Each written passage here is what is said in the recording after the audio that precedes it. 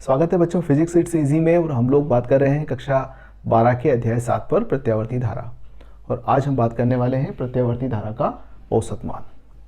तो जैसा कि अपन ने पिछले वीडियो के अंदर देखा था कि प्रत्यावर्ती धारा के समीकरण को हम I बराबर I0 sin ओमेगा टी से प्रकट कर सकते हैं। और जब इस रूप में इसे प्रकट किया जाएगा तो इसका ग्राफीय निरूपण इस प्रकार से होगा। यह धारा की अक्ष है, धनात्मक धारा को हमने मुख्य अक्ष के ऊपर लिया है और ऋणात्मक धारा को इस x अक्ष से नीचे लिया है और x अक्ष के ऊपर समय लिया है t। तो जब t बराबर t/4 होगा यानी कि चौथाई आवर्तकाल के बराबर समय होगा तो धारा का मान बढ़कर 0 से अधिकतम हो जाएगा धनात्मक में। जब समय का मान t4 से t2 होगा तो धारा का मान घटकर वापस 0 होगा। t2 से जब समय बढ़कर 3t/4 हो जाएगा तो धारा का मान पुनः बढ़ेगा, अधिकतम होगा, परंतु दिशा विपरीत होगी, इसलिए हम इसे -I0 से प्रकट कर दें। उसके बाद में वापस जब धारा का मान समय का मान 3t/4 से t होगा तो उस समय वापस धारा का मान घटना शुरू होगा और 0 हो जाएगा। तो इसको एक पूरा साइकिल बोलते हैं, एक चक्र बोलते हैं। एक पूर्ण आवर्तकाल में धारा का मान इस प्रकार से बदलकर 0 से अधिकतम, अधिकतम से वापस 0, और जब अगला चक्र चलेगा तो फिर वापस यही धारा प्राप्त होगी। तो अर्थात प्रत्यावर्ती धारा इस रूप में हमें प्राप्त होती है अगर ग्राफीय रूप में उसको निरूपित किया जाए तो। अब समस्या ये आती है कि धारा का मान चूंकि प्रति क्षण बदलता है तो इस धारा को निरूपित कितने मान से किया जाए। जैसे किसी परिपथ में सपोज ये धारा बह रही है, हम ये बताना चाहते हैं कि इस परिपथ में कितनी धारा बह रही है। तो बताने का एक तरीका होता है कि भाई औसत मान ले लो। जैसे आप लोगों के हिंदी में कुछ नंबर आते हैं, अंग्रेजी में कुछ आते हैं, गणित में कुछ आते हैं, फिजिक्स में कुछ आते हैं, केमिस्ट्री में कुछ आते हैं। तो हर व्यक्ति यदि ये पूछेगा आपसे कि आपके कितने नंबर आए इस परीक्षा में, तो आप पांचों विषय के नंबर नहीं बताएंगे। आप क्या करेंगे, औसत बता देंगे कि सर मेरे 73% आया है, सर मेरे 87% आया है, सर मेरे 92% आया है। तो 92% का मतलब क्या हुआ कि आपके जो नंबर है उनका औसत 92 है। कुछ विषय 92 से ऊपर है और कुछ विषय 92 से नीचे है। वैसा ही हमें यहाँ पर भी कुछ बताना पड़ेगा प्रत्यावर्ती धारा के औसत के लिए। तो जैसे 5 विषयों का औसत निकालना है तो बड़ी आसानी से निकाल सकते हो आप। 5 को जोड़ा और 5 का भाग लगा दिया, औसत अंक आ गए। अब यहाँ पर क्या करें, यहाँ पर तो धारा का मान प्रति क्षण बदल रहा है, तो धारा के प्रति क्षण के मान को जोड़ना और फिर जितने मान जोड़े उतने सबसे भाग लगाना। तरीका तो यही है औसत निकालने का।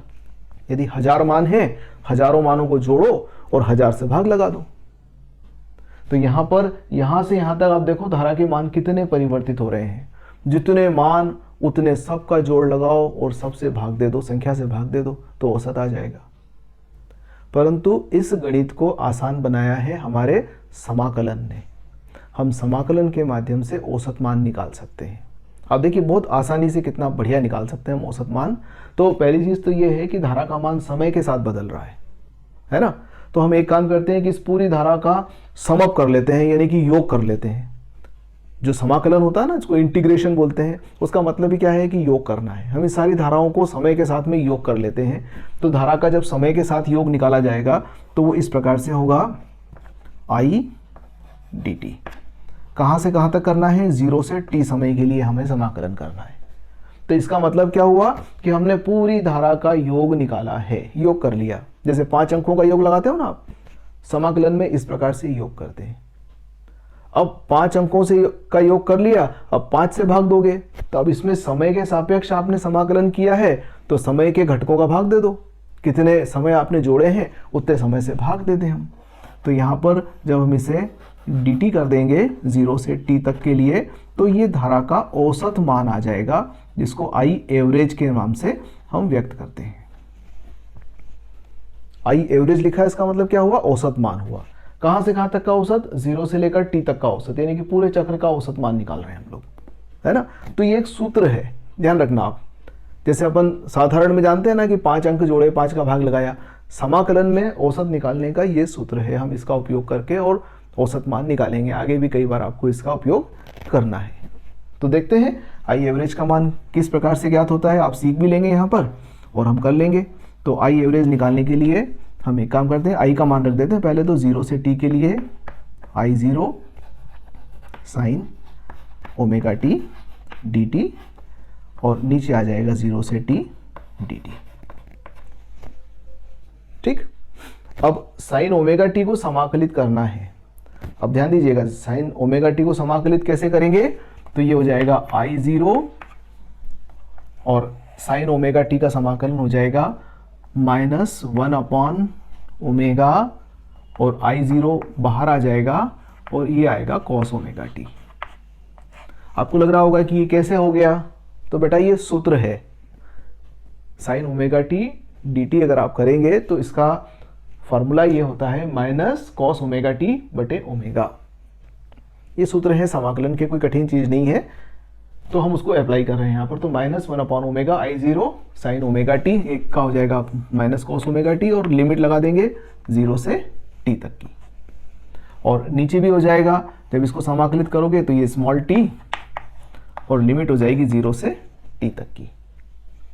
तो अब आप इसको हल करते जाएं तो I0 बराबर, हाँ I बराबर, not I0 sorry, I average बराबर, I एवरेज बराबर क्या प्राप्त हो रहा है, ये आ रहा है I0 अपॉन ओमेगा, और मैं इसको लिमिट रख दूं तो t माइनस 0, तो t आएगा तो omega t, I0 upon omega t, और ये हो जाएगा, इस माइनस को अंदर ले लें तो लोअर लिमिट पहले लिख देता हूं, cos 0 minus cos 2 pi by t, omega की जगह और स्मॉल t की जगह कैपिटल T। ध्यान दीजिएगा, मैंने 2-3 काम कर लिए एक साथ। एक तो इस माइनस को अंदर लिया है ना, तो इस माइनस से क्या हुआ, हम सामान्यतः जब लिमिट लगाते हैं तो upper limit minus lower limit लिखते हैं, तो अपर लिमिट इस माइनस के कारण से माइनस हो गई और लोअर लिमिट इस माइनस के कारण से प्लस हो गई। तो cos 0 को आगे लिख दिया, t का मान 0 रखूंगा तो ये आ जाएगा cos 0, और जब t का मान कैपिटल T रखूंगा तो ओमेगा की जगह पर 2 पाई बाय t लिखा है और ये t आ गया, तो ये कट गया। ओके, अब आप देखिए कि I एवरेज क्या हुआ, I एवरेज बराबर I0 अपॉन ओमेगा टी, और cos 0 का मान होता है 1 और cos 2 पाई का मान भी 1, तो 1 से 1 कट गया, यानी कि 0 आ गया। प्रत्यावर्ती धारा का औसत मान क्या प्राप्त हुआ है, एक पूर्ण चक्र के लिए 0 हुआ। ठीक, इसको आप चाहें तो ऐसे व्यक्त कर दें कि I average for a complete cycle, यानी कि पूर्ण चक्र के लिए वो क्या होता है, हमेशा 0 होता है। तो एक निष्कर्ष पर आ गए हम लोग कि प्रत्यावर्ती धारा का पूर्ण चक्र के लिए औसत मान 0 होता है। आई थिंक क्लियर हो गया। और वैसे एक बात है बेटा, ये आपको यहां पर भी समझ में आ रहा होगा। कैसे, देखो जो धनात्मक ग्राफ है वैसा का वैसा ऋणात्मक ग्राफ भी है। धनात्मक साइकिल और ऋणात्मक साइकिल दोनों सिमेट्रिक है, जैसे इधर बढ़ रहा है वैसे यहाँ बढ़ रहा है अधिकतम, फिर जैसे ये घट रहा है वैसे ये घट रहा है। तो दोनों के अगर एरिया आप चेक करोगे तो दोनों बराबर नजर आ रहे हैं, यानी कि जो मान धनात्मक है वैसा का वैसा ऋणात्मक है, यानी कि इसके संगत मान यहाँ है तो इसके संगत मान यहाँ है तो इसके संगत मान यहाँ है। तो इस प्रकार से प्रत्येक धनात्मक मान के संगत ऋणात्मक मान भी उपलब्ध है, तो औसत मान 0 आएगा। तो हमने गणितीय रूप से भी इस बात को समझ लिया कि प्रत्यावर्ती धारा का औसत मान एक पूर्ण चक्र के लिए 0 होता है। ठीक, अब थोड़ा सा इसमें आगे बात कर लेते हैं कि अगर अर्ध चक्र की बात करते तो क्या होता। तो एक अर्ध चक्र के लिए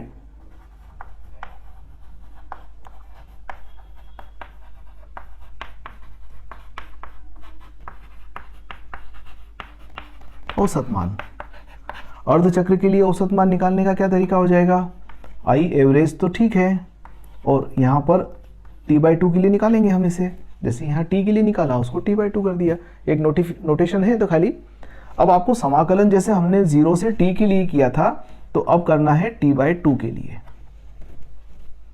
हम केवल यहाँ से यहाँ तक का औसत मान निकालना चाहते हैं, क्योंकि हमें लग गया कि भाई नेगेटिव की वजह से 0 हो गया, तो इसका तो 0 नहीं आएगा पक्का, क्योंकि सारे मान धनात्मक है ना।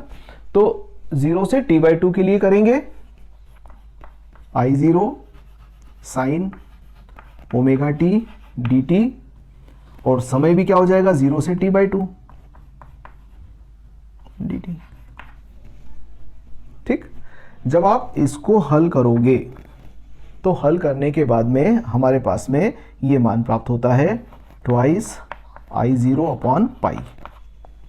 ध्यान दीजिएगा कि I average for half cycle, एक अर्ध चक्र के लिए कितना प्राप्त होता है, ट्वाइस I0 अपॉन पाई।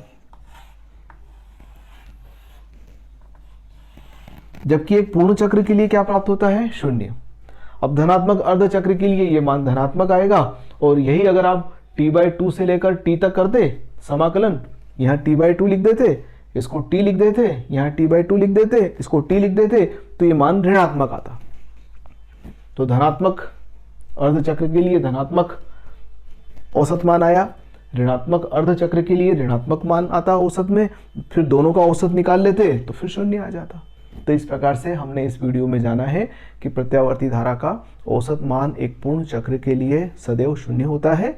हाँ, अर्ध चक्र के लिए हम उसे व्यक्त कर सकते हैं और इसका मान प्राप्त होता है ट्वाइस I0 अपॉन पाई। तो इस वीडियो में इतनी बात करते हैं, अगले वीडियो में फिर मिलते हैं। तब चूंकि पूर्ण चक्र के लिए मान शून्य है तो फिर हमें कोई और तरीका अपनाना पड़ेगा ताकि प्रत्यावर्ती धारा के पूर्ण चक्र को हम ठीक तरह से व्यक्त कर सकें। तो हम अगले वीडियो में धारा के वर्ग माध्य मूल मान पर बात करने वाले हैं। धन्यवाद।